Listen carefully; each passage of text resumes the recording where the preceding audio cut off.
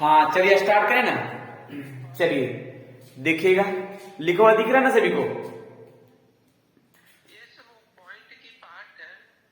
हाँ पॉइंट्स है, पॉइंट्स। देखिए क्या लिखा हुआ जरा सुनिएगा।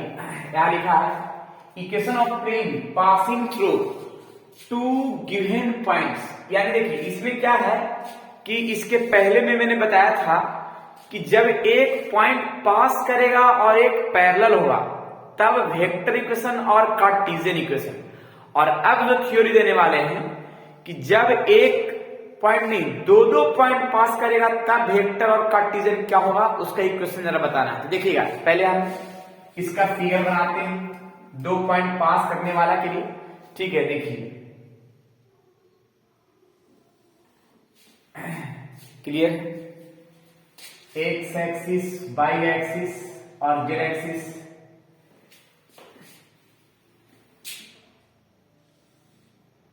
X axis, Y axis, Z axis. देखिए एक्स एक्सिस, वाई एक्सिस और जेड एक्सिस। और इसमें हम एक काम क्या करते हैं कि एक लाइन है, सपोज इस लाइन से मेरा 2 पॉइंट पास कर रहा है।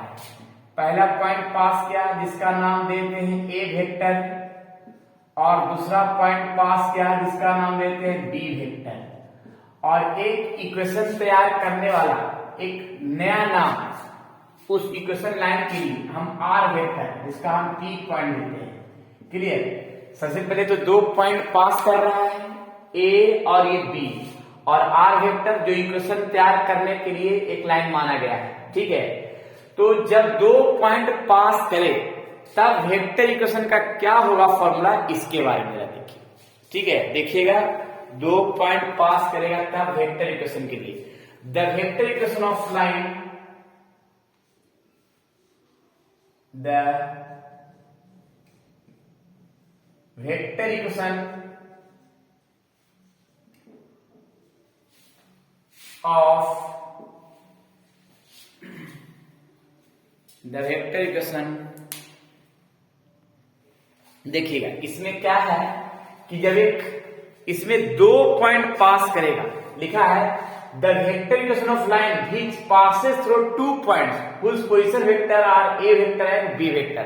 यदि जब 2 पॉइंट पास करेगा तो उसके लिए वेक्टर इक्वेशन का formula R equals to A vector plus lambda B minus A. देखिए फिगर में क्या है, 2 पॉइंट सामने दिख रहा है ए और बी, 2 पॉइंट पास कर रहा है। तो वेक्टर इक्वेशन निकालने के लिए एक आर वेक्टर मानते हैं जो सामने दिख रहा है, r vector equals to A vector plus lambda B minus A vector. अब इसमें हम देखेंगे कि इसका क्वेश्चन किस तरह से रहता है, ये देखना होगा कि जब मेरा 2 पॉइंट पास करेगा तब वेक्टर इक्वेशन के लिए। क्लियर। थोड़ा सा देखिएगा 2 पॉइंट पास करेगा तो वेक्टर इक्वेशन के लिए इस पर थोड़ा सा क्वेश्चन हम बना के दिखाएंगे, ज्यादा बढ़िया होगा। ठीक है, देखिए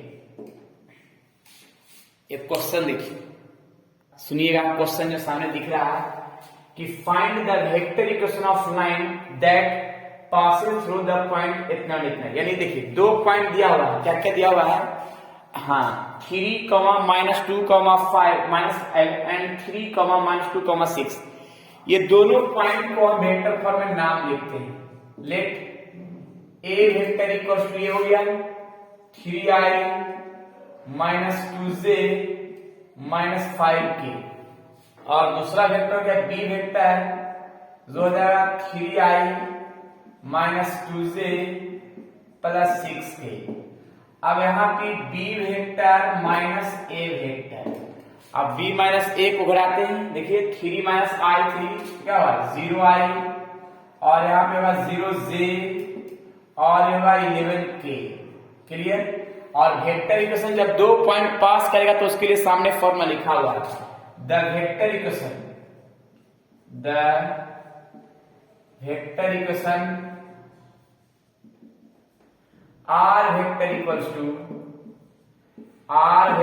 क्या लिखा हुआ है A vector plus lambda B minus A vector. तो जरा सोचिए कि ए वेक्टर मेरा कितना है 3i 2j minus 5k plus lambda b minus a। तो b माइनस a कितना है 0i 0j 11k। तो 0 को तो ना भी लिख सकते हैं, ठीक है, तो ना भी लिख सकते हैं, लेकिन लिख देते हैं 0j 0k 11k। Clear, 0i 0j। तो ये इस तरह से मेरा ये कंप्लीट आंसर हो गया। क्या जब 2 पॉइंट पास करेगा तो वेक्टर इक्वेशन का निकालने का ये कंडीशन जो सामने दिख रहा है परफेक्ट रूप में, कंप्लीट आंसर। क्लियर, चलिए तो ये सबको समझा गया। जब 2 पॉइंट पास करेगा, जो सामने क्वेश्चन में दिखा दिया कि 2 पॉइंट पास कर रहा है, तो वेक्टर इक्वेशन निकालने के लिए formula r equal to a vector plus lambda b minus a vector, जिसमें से पहले दोनों पॉइंट को मैंने वेक्टर फॉर्म में नाम लिखा है, जिसको मैंने फॉर्मूला के आधार पर मैंने b माइनस a निकाल लिया है। b माइनस a निकालने के बाद वेक्टर इक्वेशन का फॉर्मूला में मैंने क्या कर दिया, पुट कर दिया r equal to a vector plus lambda b minus a vector दिया हुआ है और b माइनस a जो सामने निकाले हैं वो आ गया, कंप्लीट आंसर। क्लियर, चलिए तो अब ये वेक्टर इक्वेशन रहा, इसका कार्टेशियन इक्वेशन भी होता है, ठीक है। जब 2 पॉइंट पास करेगा तब कार्टेशियन इक्वेशन क्या होगा। क्लियर, दे देते हैं कार्टेशियन इक्वेशन के लिए। तो नेक्स्ट दे थ्योरी, इसका कार्टेशियन फॉर्म का थ्योरी दे इस पर।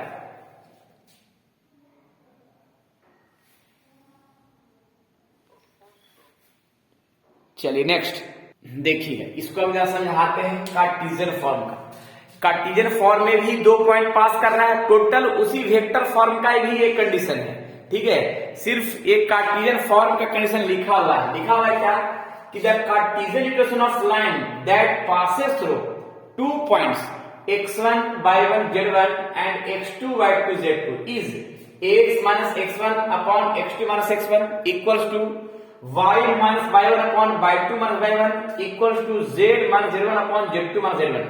अब ये कार्टेशियन फॉर्म है, यानी देखिए ये फिगर है, इसके पहले मैंने वेक्टर फॉर्म में 2 पॉइंट पास करवाया था, देखिए a वेक्टर और b वेक्टर। तो उस वेक्टर फॉर्म में जो पास किया था a और b, वही पॉइंट यहाँ भी a वेक्टर के साथ पर क्या होगा x1 y1 z1, और ये b पॉइंट पास किया, इसको क्या कर देंगे x2 y2 z2, और ये कार्टेशियन फॉर्म में मेरा पॉइंट मान लिया है x1 y1 z1 और b के लिए x2 y2 z2, और यहाँ पे जो मेरा p पॉइंट है जो x y z के रूप में मानेंगे, यहाँ मानेंगे क्या x y z के रूप में मानेंगे, ताकि देखिए यहाँ पे x1 y1 z1 भी है और x y z भी है, तो x y z देखिए यहाँ पे सामने दिख रहा है। तो ये हो गया मेरा कार्टेशियन इक्वेशन का, ये फिगर वही रह जाएगा क्योंकि वो टोटल टर्म उसी का है। तो इसमें भी 2 पॉइंट पास किया, और एक जो है ना इक्वेशन तैयार करने के लिए मैंने पॉइंट मान लिया x y z, उसमें मैंने r का लिए था और यहाँ पे क्या है x y z, r का ही दूसरा नाम है x y z का फॉर्म। तो आप जरा देखते हैं कि इसका क्वेश्चन किस तरह से रहता है, वो क्वेश्चन को हम सोल्व करते हैं, ठीक है। देखिए इस पर क्वेश्चन जरा कहा जा रहा है, देखिए क्वेश्चन में क्या कहा कि find the Cartesian equation of line that passes through the origin और 5 माइनस 2 3। अब देखिए इसमें भी 2 पॉइंट है, ऑरिजिन का मतलब कि 0 0 0 और दूसरा पॉइंट है ये, तो 2 पॉइंट इसमें भी पता है, यानी क्या हो गया x1 y1 z1 और ये हो गया x2 y2 z2, 2 पॉइंट है और 2 पॉइंट का कार्टेशियन इक्वेशन के सामने दिख रहा है। तो इक्वेशन द कार्टेशियन इक्वेशन देखिएगा फॉर्मूला क्या लिखा हुआ है, x minus x1 upon x2 minus x1 equals to y minus y1 और y2 minus y1 z minus z1 और z2 माइनस z1। तो देखिएगा x माइनस x1 मेरा कितना है 0 और x2 माइनस x1 यानी 5 minus 0, z minus z1 y minus y1 मेरा 0 है और y2 माइनस यानी -2 यहाँ पे 0, z माइनस z1 यानी 0 और z2 माइनस z1 यानी 3 माइनस 0। यानी इसको हम लिख सकते हैं कैसे, क्या कि x by 5 y upon minus Q और z y थी। तो देखिए ये भी 2 पॉइंट का है, ये भी कितना पॉइंट का, 2 ही पॉइंट का है, लेकिन इसमें मैंने कार्टेशियन फॉर्म क्वेश्चन में लिख दिया है कि फाइंड द कार्टेशियन इक्वेशन। तो इसके लिए ये वाला फॉर्मूला सेट करेंगे। और अगर मान लिया इसी क्वेश्चन को वेक्टर इक्वेशन में क्या था, तो पहला पॉइंट को ए वेक्टर मान लेते हैं, दूसरा पॉइंट क्या मान लेते हैं, बी वेक्टर।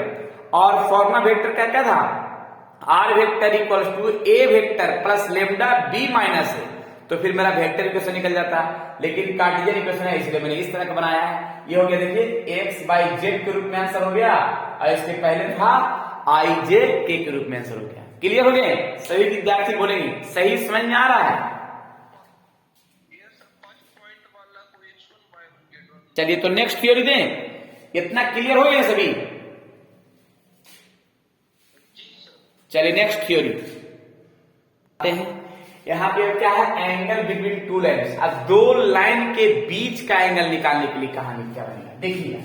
पहले तो फिर हम एक्स एक्सिस, वाई एक्सिस और जेड एक्सिस का फिगर की ओर चलते हैं। अब इसमें भी क्या है कि एंगल बिटवीन टू लाइन्स, तो फिगर इसका सपोज एक लाइन है और ये दूसरा लाइन है, L1 और ये L2, दोनों के बीच का एंगल निकालने का कंडीशन यहां देखिए। ठीक है, तो यहां पे लिखा है कि दो लाइन के बीच का एंगल निकालने के लिए क्या होगा टर्म, इसके बारे में। ठीक है ना, देखिए सबसे पहले तो दो लाइन के बीच का एंगल निकालने का ये फॉर्मूला है। पहले दो लाइन किस तरह से रहेगा, r vector equal to a1 plus lambda b1 and are vector equal to a2 plus mu v2। यहाँ पे वेक्टर फॉर्म, इसके जैसा फिर कार्टेशियन फॉर्म भी होगा। जैसे एंगल निकालने के लिए जब वेक्टर फॉर्म में क्वेश्चन दिया रहेगा तब एंगल निकालने के लिए क्या होगा, और जब कार्टेशियन फॉर्म में क्वेश्चन दिया रहेगा, जैसे एक्स बाई जेड के रूप में अगर क्वेश्चन दे दिया है तब उसका एंगल कैसे निकालेंगे, और जब वेक्टर फॉर्म में दिया हुआ तब एंगल कैसे निकालेंगे। देखिए यहां लिखे है vector form, if theta is the acute angle between r vector equals to a1 plus lambda b1 r vector equals to a2 plus mu v2, तो cos थीटा बराबर b1 dot b2 upon magnitude b1 dot b2। Clear? और पूरा का magnitude. तो थोड़ा सा इस पर हम क्वेश्चन दिखाते हैं कि जब दो लाइन कैसा दिया रहेगा तब एंगल निकालना है, इसके बारे में। लेकिन एक चीज तो अनुभव हो गया है कि दो लाइन इस तरह से दिया हुआ रहेगा जिसमें से एंगल निकालने में सिर्फ b1 और b2 का ही यूज हुआ है, a1 a2 का यूज नहीं हुआ है। तो ऐसा ही क्वेश्चन में भी काम करेंगे, जरा देखिएगा कैसे क्वेश्चन दिखता है। देखिए क्वेश्चन का कैसे है लिखा हुआ, जरा देखिएगा। Find the angle between two lines. अब दो लाइन के बीच का एंगल निकालिए। R vector equal to 2i minus 5j plus K plus lambda 3i plus 2j plus 6k and are vector equal to 7i minus 6k plus mu i plus 2j plus 2k। देखिए अब ये जो मैंने question दिया है इसका theory ऊपर पहले देख लीजिए कि ये दो लाइन दिया हुआ है और एंगल निकालने के लिए। तो इसमें भी क्वेश्चन है कि दो लाइन दिया हुआ और एंगल निकालना है। तो एंगल में ये हो गया a1 और ये हो गया b1, ये हो गया a2 और ये हो गया b2। तो एंगल निकालने में a1 और a2 का यूज नहीं है, सिर्फ b1 और b2 का यूज। तो उसी का हम यूज पर काम करेंगे। इसका नाम b1 दे देते, इसका नाम b2। Let b1 equals to 3i plus 2j plus 6k। फिर देखिए b2 equals to i plus 2j plus 2k। अब एक काम हम कर सकते हैं, दोनों का मैग्नीट्यूड निकाल लेते हैं। b1 का मैग्नीट्यूड निकाल लेते हैं जो क्या है i का कोफिशिएंट का स्क्वायर, j का और k का। तो कितना आ जाएगा, यह आ जाएगा 9 4 36। तो 9 4 36 इक्वल टू आ जाएगा 7। वैसा ही b2 का निकालेंगे तो b2 कितना आ जाएगा, i का कोफिशिएंट का स्क्वायर, j का कोफिशिएंट का स्क्वायर एंड k का कोफिशिएंट का स्क्वायर। तो 1 4 4 9 अर्थात 3। दोनों का मैं क्या मॉडुलस निकाल दिए। अब ये दोनों का हम डॉट प्रोडक्ट निकालते हैं, b1 डॉट b2। अब b1 डॉट b2 कैसे है कि आई को आई साथ डॉट करेंगे तो यहाँ पे 3 into 1 3 आ जाएगा, प्लस जे को जे साथ करेंगे तो 2 into 2 क्या हुआ 4, और के को के साथ करेंगे कितना हुआ ये 12, तो लिख सकते हैं कितना यानी 7 19 आ जाएगा। क्लियर, तो 3 4 12 19, ठीक है। अब यहाँ पे एंगल निकालने के लिए फॉर्मूला दिख रहा है ना, एंगल निकालने का फॉर्मूला क्या है, cos थीटा बराबर देखिएगा b1 डॉट b2 तो क्या है 19, और b1 का मैग्नीट्यूड कितना है 7, और b2 का क्या है 3। तो इस तरह से एंगल निकालने के लिए फॉर्मूला में cos को ये सेट कर देंगे, तो थीटा बराबर cos इनवर्स ये 90/21, ये रहा कंप्लीट आंसर जो एंगल निकालने के लिए है। चलिए, तो एंगल निकालने के लिए समझ में आ गया, जब वेक्टर फॉर्म मालूम रहेगा तो इसमें तो कोई डॉट नहीं होना चाहिए, हालांकि डॉट नहीं हुआ ये क्लियर है, आसान है, सिर्फ वेक्टर इक्वेशन और इस तरह से कार्डियल इक्वेशन। चलिए, तो और भी आगे देखते हैं क्या कि वेक्टर इक्वेशन यानी वेक्टर फॉर्म में अगर क्वेश्चन दिया रहे तो एंगल निकालने के लिए हुआ, और ऐसा भी तो होता है कि जब कार्टेशियन फॉर्म में दिया रहे तब एंगल कैसे निकालेंगे उसके लिए थ्योरी लिख पाते हैं। ठीक है, जरा देखिएगा, नोट कर लीजिए इसको। इसमें मैंने बताया क्या कार्टेशियन फॉर्म, इसके पहले तो क्या था वेक्टर फॉर्म का, अब यह है कार्टेशियन फॉर्म। एक कार्टेशियन फॉर्म फर्स्ट लाइन है और एक कार्टेशियन फॉर्म सेकंड लाइन है। अब एंगल निकालने के लिए, तो एंगल निकालने में सिर्फ यूज होगा किसका, जरा देखिएगा a1 b1 c1 का a2 b2 c2 का। कैसे a1 into a2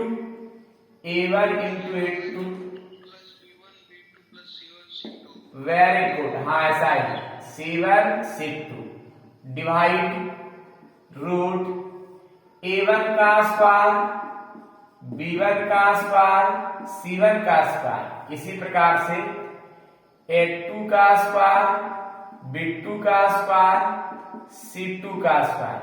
तो ये रहा एंगल निकालने के लिए फॉर्मूला।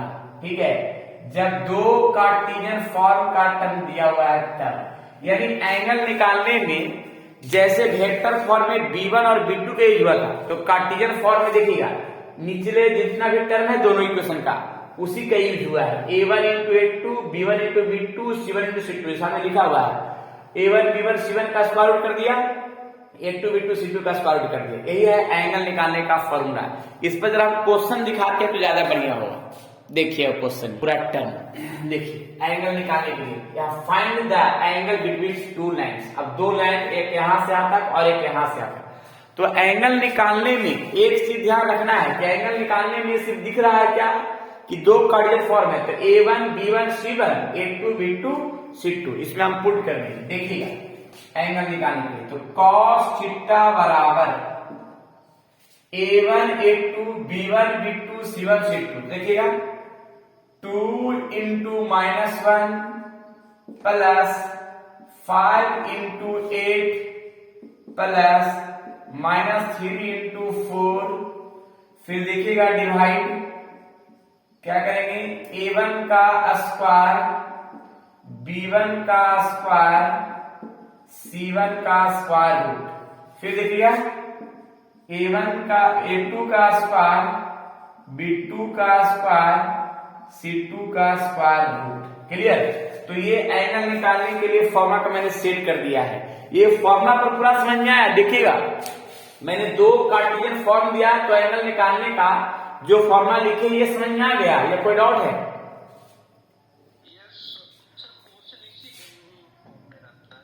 हाँ, क्या बोल रहे हैं?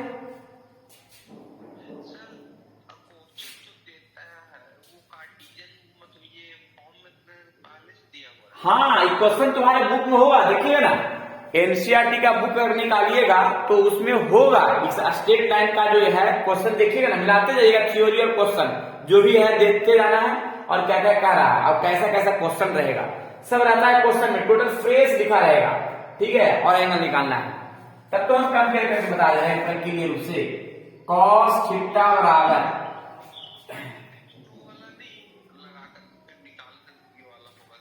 हाँ, क्या बोल रहे हैं, आवाज नहीं सुनाई पड़ रहा, क्या बोल रहे हैं?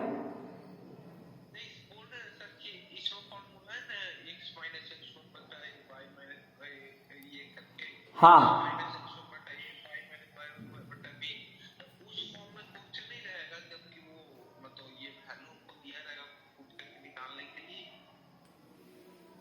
अब इसके जरा हम सोल्यूशन करके दिखाते हैं, देखिएगा।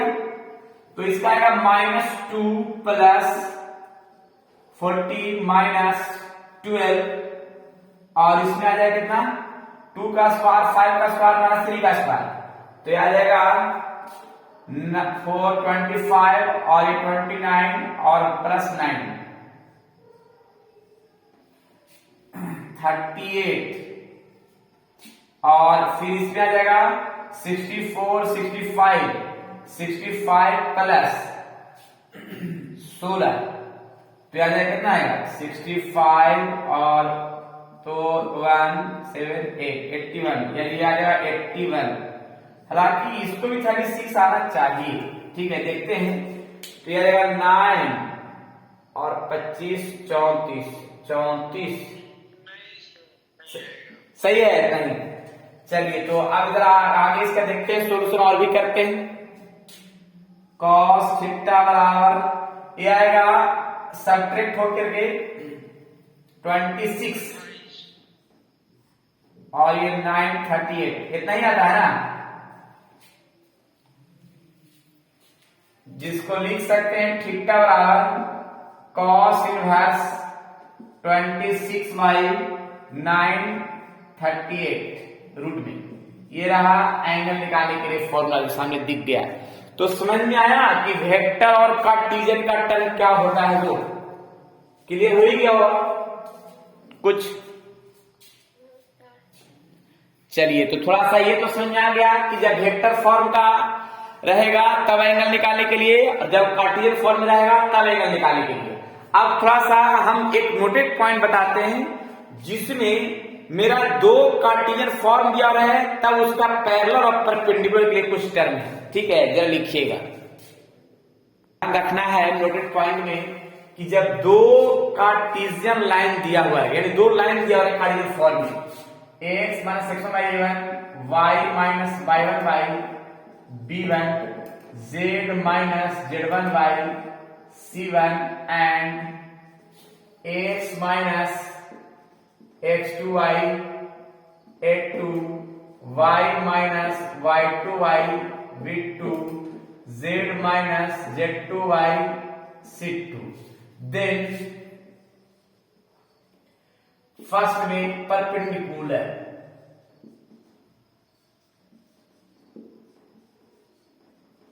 परपेंडिकुलर के लिए फॉर्म होता है क्या, a1 इंटू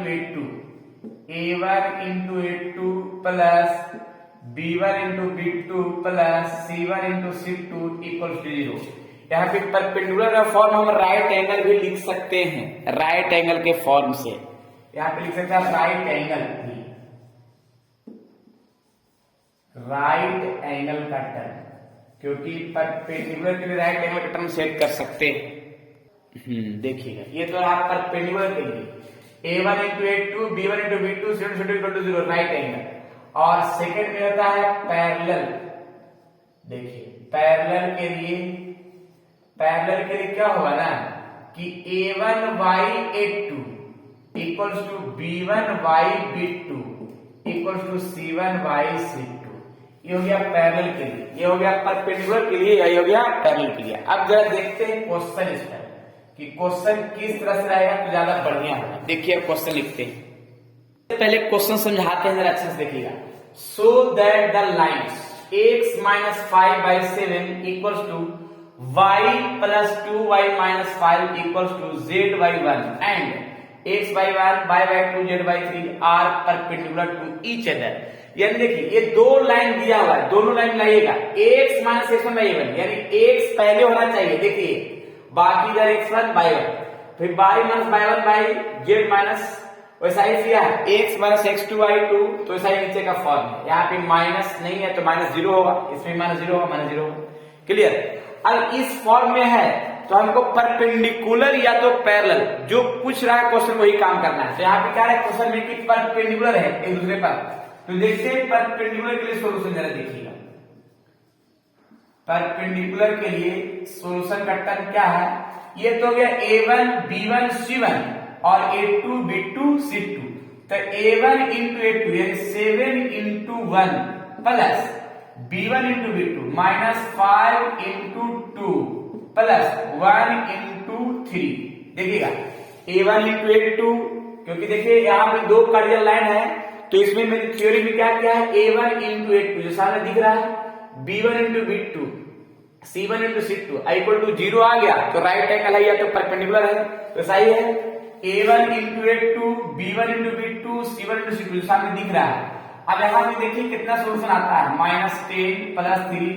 अगर 0 आ गया तो समझिए कि ये परपेंडिकुलर है, तो यही तो प्रूफ करना है, 0 ही तो प्रूफ करना था जो परपेंडिकुलर था। क्लियर? हाँ बोलिए कहां पे प्रॉब्लम है, क्लियर है?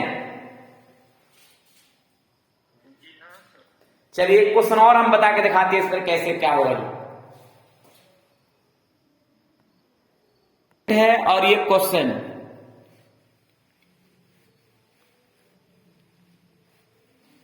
हाँ देखिएगा, find the value of p so that the lines, दो लाइन दिया हुआ है आर राइट एंगल, यानी इस क्वेश्चन में राइट एंगल ऑलरेडी कह दिया है, ठीक है, तब हमको p का वैल्यू क्या होगा। लेकिन ये क्वेश्चन जो दिख रहा है ये क्वेश्चन एग्जाम में पूछा हुआ है, ठीक है, ये तुम्हारा कंपटीशन के एग्जाम में पूछा हुआ है, एनडीए के एग्जाम में पूछा हुआ है और बोर्ड के एग्जाम में पूछा हुआ है। थोड़ा सा ध्यान से देखिएगा। सबसे पहले तो हम इस थ्योरी को मिलाएंगे कि थ्योरी मेरा सेट कर रहा है कि नहीं कर रहा है। तो x minus x1 by a1 है, y minus y1 by b1 है, z minus z1 by c1 है, वैसा ही इसमें भी है। तो जरा देखिए यहाँ पे थ्योरी क्वेश्चन में क्या है कि x पहले होना चाहिए लेकिन पहले है नहीं, ठीक है, फिर y मेरा अकेले होना चाहिए लेकिन अकेले है नहीं। तो इसके लिए हमको क्या करना होगा, पहले सेटिंग करना होगा। देखिए कैसे, पहले तो माइनस कॉमन करना है ताकि x मेरा आगे आ जाए और 1 पीछे हो जाए। क्लियर? इसमें मेरा y अकेले करने के लिए y को कॉमन करना होगा जो सही तरह से सेट हो जाए। क्लियर? और z माइनस 3/2 ये फिक्स है। अब ये माइनस को हम नीचे कर सकते हैं ऐसे, x माइनस 1 बाई माइनस 3, और ये 7 को भी नीचे कर देंगे, y minus 2y 2p by 7, इसी प्रकार से z माइनस 3/2। ये आ गया एक फॉर्म का कहानी जो सामने दिख रहा है, ठीक है। अब यहाँ पे सेट कर गया x minus x1 by a1, y minus y1 by b1, z minus z1 by c1। यहाँ भी देखिए, यहाँ वैसा ही काम करना होगा, -7 कॉमन कर लेंगे तो x माइनस 1 बाई 3p, वैसा ही y minus 5 by 1 minus common में z माइनस 6 बाई 5। अब यहाँ पे देखिएगा x माइनस 1 और p बाई माइनस 7। क्लियर है? ये 7 नीचे आ जाएगा, y माइनस 5 बाई 1 फिक्स है, z माइनस 6 बाई माइनस 5 है। यहां तक तो क्लियर हो गया। अब इसमें राइट एंगल का कंडीशन कह रहा है, तो राइट एंगल के लिए यानी परपेंडिकुलर का जो टर्म है वो सही टर्म सेट करेंगे। देखिएगा right angle according to question, right angle.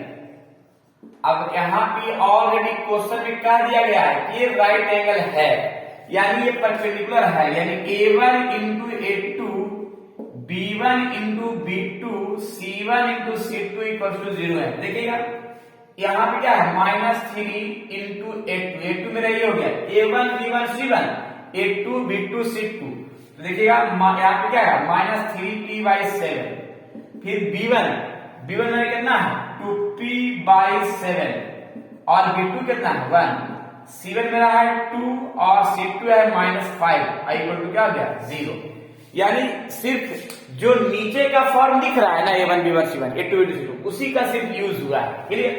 अब इसमें हम आगे देखते हैं क्या करना है। तो इसका मल्टीप्लाई करते हैं तो आएगा 9p बाई 7 और 2p बाई 7 इक्वल टू 10। अब ये दोनों को तो क्या करते हैं हम ऐड करते हैं, तो आ जाएगा ना 11p बाई 7 इक्वल टू 10, जिसमें से 10 p का वैल्यू निकालना है। तो p का वैल्यू निकालने के लिए आराम से 17 बाई 11 जो कंप्लीट रूप में आंसर दिखेगा, यानी 7 को मल्टीप्लाई कर दिया और 11 को डिवाइड कर दिया, तो ये रहा मेरा कंप्लीट आंसर जो सामने दिख रहा है। क्लियर? तो ये कुछ समझ में आया जो मैंने इतना जो थ्योरी दिया है कि पैरेलल परपेंडिकुलर जो कार्टेशियन फॉर्म करे है तो कैसे बनेगा क्वेश्चन, तो सामने दिख रहा है। तो क्लियर हो गया सभी या कोई डाउट भी है?